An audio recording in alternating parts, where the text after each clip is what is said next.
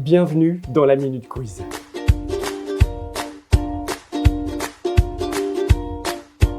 Aujourd'hui, nous allons travailler un autre grand classique qui est la tarte tatin. Par contre, je vous aurais prévenu, ne cherchez pas à être au régime aujourd'hui. Pour la préparation du caramel, il vous faudra 150 g de beurre salé et 150 g de sucre roux. Ensuite, il vous faudra 10 pommes, j'ai choisi la Granny pour son côté acidulé, une pâte feuilletée. Et pour la préparation des pommes, il vous faudra un demi-litre d'eau avec 50 g de beurre doux, 50 g de sucre en poudre et une petite pointe de rhum arrangé à consommer avec modération.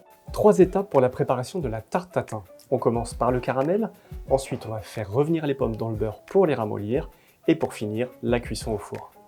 On fait fondre les 150 g de beurre.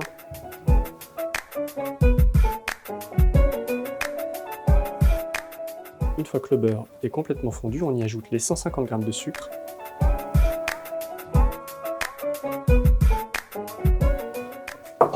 On remue un petit peu.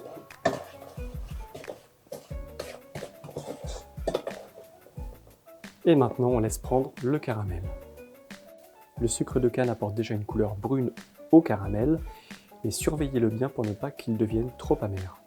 Dès que le caramel est prêt, on le verse tout de suite dans le plat. Ah, ça, je vous l'avais dit, faut pas être au régime.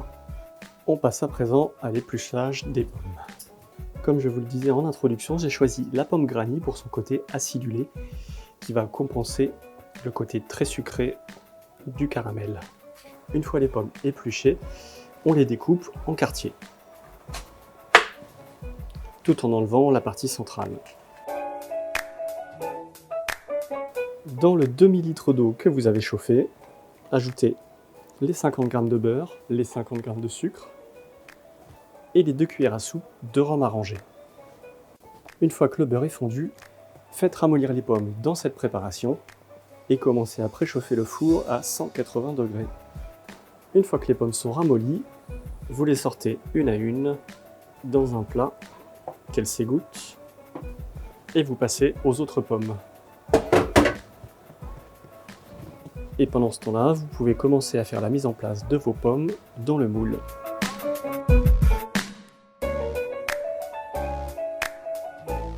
On continue la mise en place des pommes pré-cuites. On serre bien les pommes pour que le rendu final soit bien joli. Le fait que les pommes soient un peu ramollies, ça permet de mieux pouvoir les positionner. On finalise la mise en place des pommes. Et voici l'étape de mise en place terminée.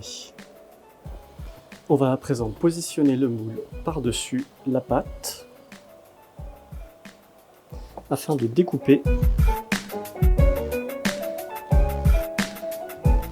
On enlève le surplus et on va positionner la pâte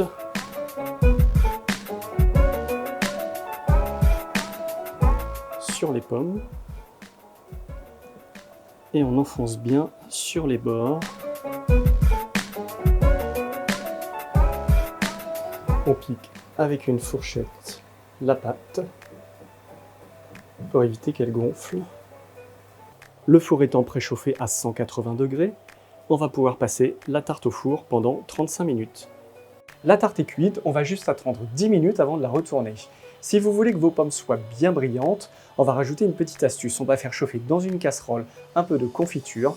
Vous pouvez choisir abricot, pêche ou de la gelée de pommes si vous en avez. Moi j'ai choisi de la pêche.